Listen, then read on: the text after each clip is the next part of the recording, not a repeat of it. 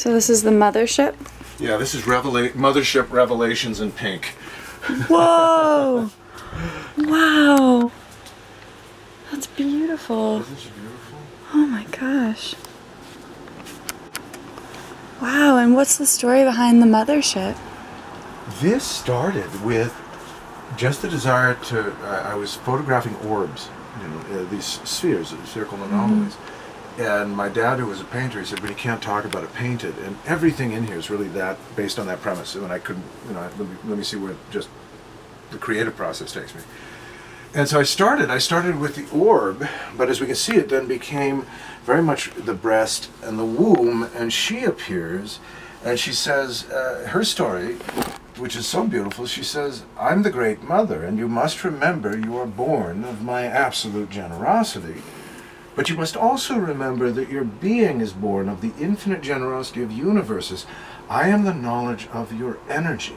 I am the knowledge of your atoms. I am matter, mater, mother, the weave of all worlds. I am the door into all worlds, and therefore my knowledge is the knowledge of energy. Adam's, or your father's knowledge, is the knowledge of form. Therefore my question to you is, when did your atoms become so generous to stick together to create one of you? When you perceive this level of generosity, you will begin to understand who and what you truly are. And this, when we think of what is the knowledge of the deep feminine, that level of generosity. The generosity that brings forth selflessly life. That's extraordinary. And that's what she says. So in a revelation in pink, and also it's a bit like saying, we know the one in black and white. Yeah. Been there, done that. Revelations in pink says, lighten up. Come on, kids.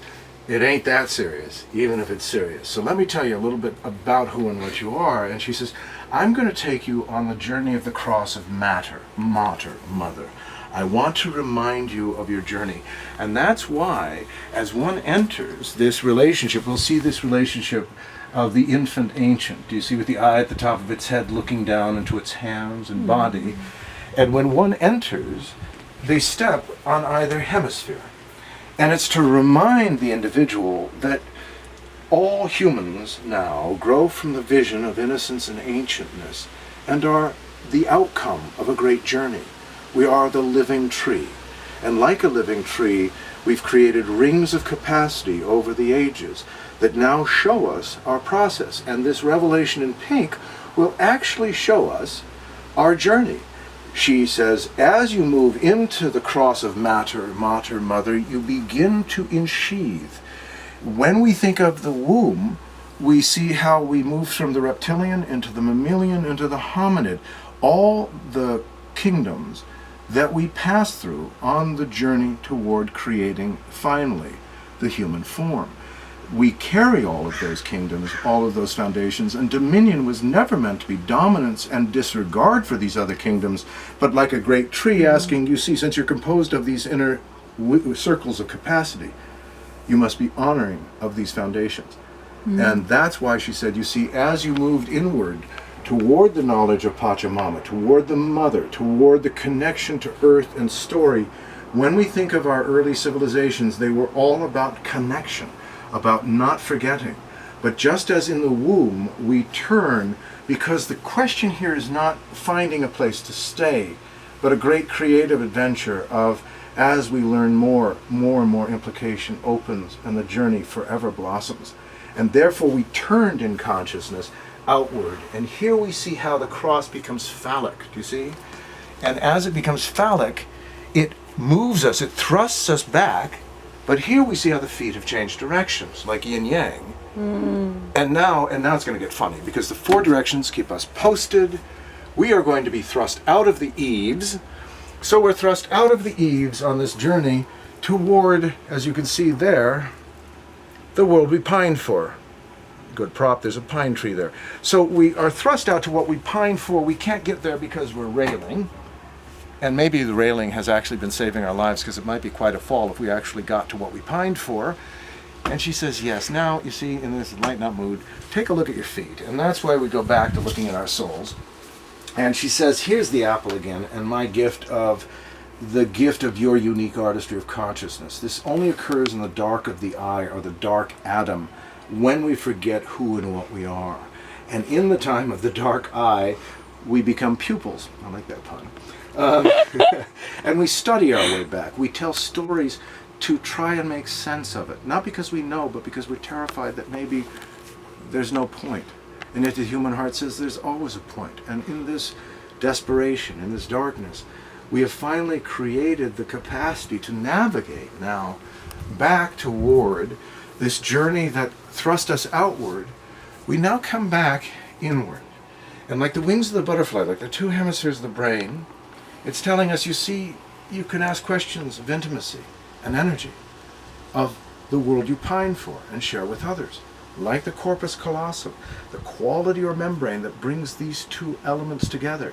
And that's why as anyone stands here, they become essentially the completion of this cycle. And that's where she says, so I return you now to the knowledge of the grail, the knowledge of the chalice, the knowledge of the breast and womb. And my knowledge is the knowledge that, like blood, as blood is in you and in all parts of you simultaneously. So when I amplify all parts of you. And therefore we see in this, we can see here how we have the mother upside down, and from her we see that we are born as both male and female. And the key here of the being born through the mother across generation to hold this greater energy, she says, my body now will reveal, as you can see how my hips here will become the head of the hummingbird. Here we see its beak, and here its wings.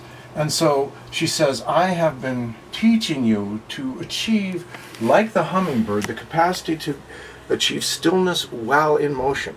This relates to the end of the Mayan calendar on the winter solstice, when we stand erect, meaning that we're no longer following the outward turning of the circumstances of time to identify with, but understanding that these are weather conditions that cultivate essentially the universal nature of who and what we are, so that this axis point, this solstice, becomes our spine, and we become the center around which these qualities are turning, rather than chasing the turning qualities. And that will shift human consciousness. And she says, when this happens, you see, both male and female, the two hemispheres of the mind will be held innocently, and as they are, the vision of our greater purpose reveals itself, and also this arc of the ancients, this great journey that we have been on, because she says, for you to blossom, you needed to separate from me. But notice that this is within a tear, and that there are tears reoccurring. Because the question here is, how do we make sense of the sorrows of being human, the difficulty of being human? And she says, you must understand, this isn't just on your level. This is your ancestors. This is every being that has ever been. Because she says, do you know what it's like to give birth to that which you love absolutely and is woven of your love? And every time it arises on the surface of the water, it screams, I'm drowning. And all you can say is, you know how to swim. And it drowns. And it rises again, screaming out, I'm drowning. And all you can say is, you know how to swim. And this has gone on for generation upon generation, this drowning, this not knowing. But now, we are finally understanding from within, you know what? Maybe we do know how to swim. And that's when she says, when you perceive that, you blossom and you understand that male and female have both been looking at this great gift of the apple, the artistry of human consciousness, and that we have perfected matter, or mater, mother, meaning the body, and that we began with the Vitruvian man of Leonardo in the measurement of all things. But now she returns the third key, which is the yonic. She says, you see, I embrace the right, I embrace the left, all is energy, there are no evil atoms. If you don't like the stories you tell better stories. As you can see, the phallic, the masculine now, holds our unique identity. But the feminine says, I embrace the fullness of my energy. And that's when, like the brain, we become the corpus callosum, the membrane, the lover and beloved, that holds both form and energy and understands the dance within our heart and the purpose and meaning of our journey. And that's the sole reference of Mothership, Revelations in Pink. And I've reached the ripe old age where I like this story better. And that's enough for me. This version of being human makes my heart smile. And that's enough.